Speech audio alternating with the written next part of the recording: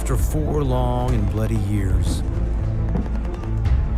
and 37 million casualties, the United States and the Allies have finally claimed victory, forcing Germany to surrender.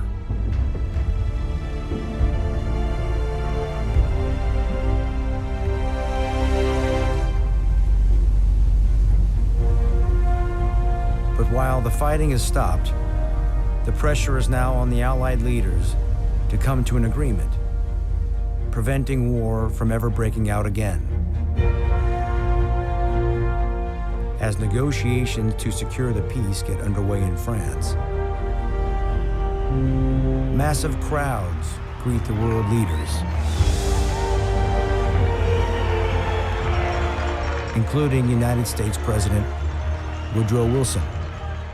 Woodrow Wilson was the first president of the United States to spend anywhere near 6 months outside this country. And he felt that for him to send anyone else to negotiate the peace, it would not have been as well done.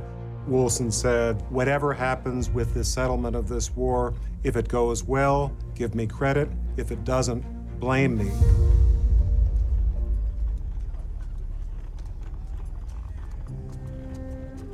The leaders gather at the Palace of Versailles, but one country not invited to the table is Germany. Gentlemen, please sit down. If we can start by considering the points before we discuss any of the individual ideas, or...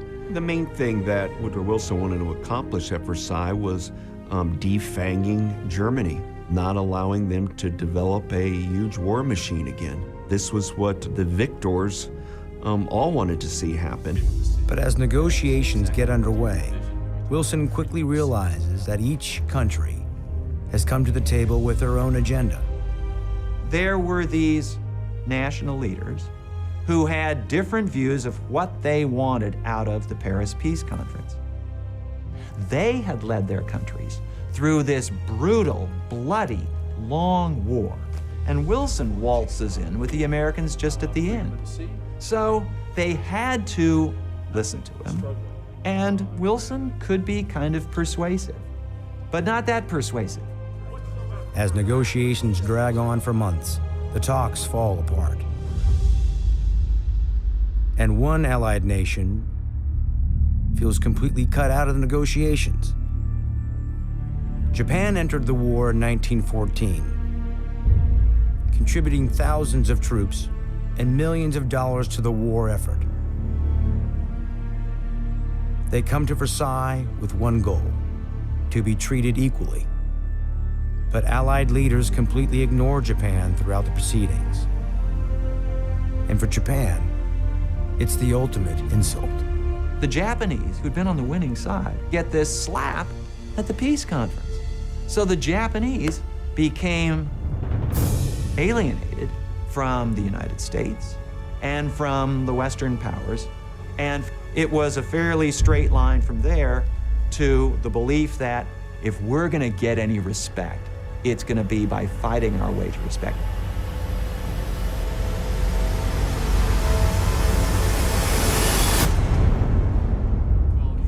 The attention shifts from Wilson's plan for a lasting peace to a plan focused on punishing Germany, forcing them to pay for the devastation they've caused. The reparations that were demanded of Germany were astronomical. It was a matter of, we're gonna squeeze as much out of Germany as we can. Well, there was someone on the American side who said, we are making the next war inevitable. Wilson worked against that. Wilson wanted a somewhat more reasonable peace. And he wanted the Germans to feel that they had a stake in the continuation of the Versailles system. The problem with the treaty, as it was finalized, was Germany had no stake in that system and had every interest in overturning the system. Despite Wilson's best efforts, he is unable to convince the other allies to buy into his plan for peace. After 6 months of intense negotiations, the Allies finally have a treaty.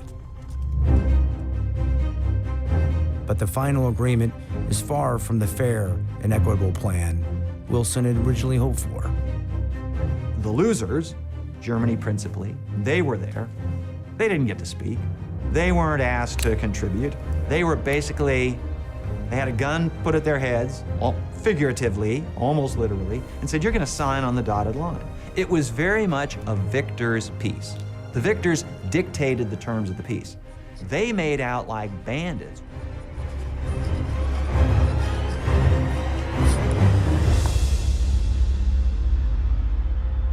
Europe is finally at peace. But while most of the world celebrates, Germany is ordered to pay the Allies over $80 billion, the modern equivalent of nearly $500 billion, a debt they won't pay off until 2010. As a result, the government quickly goes bankrupt, leaving millions of Germans impoverished.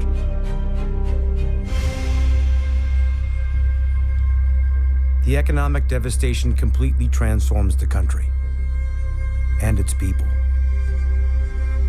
Germany immediately is struggling with a question of survival.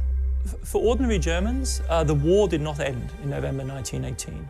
For ordinary Germans, the battle for survival, the daily struggle for food, the effort to find shoes and clothing stretched on into the 1920s.